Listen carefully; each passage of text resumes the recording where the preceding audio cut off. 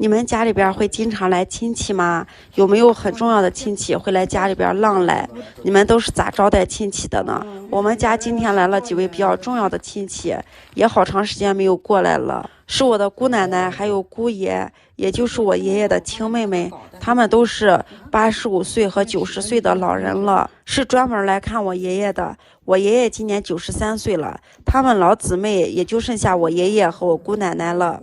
在我们这边家里边来了亲戚都是要做鸡肉的，应该是做鸡肉对亲戚比较尊重吧。我们家今天没有鸡肉，去买的话也不太方便，正好我们家今天有牛肉，所以我妈就做了牛肉饼。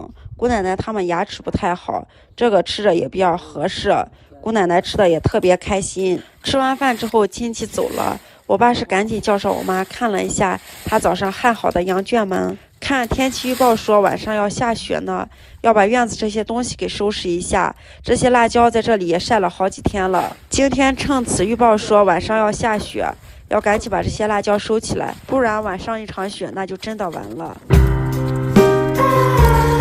你们家里边会经常来亲戚吗？来了亲戚都是咋招待的呀？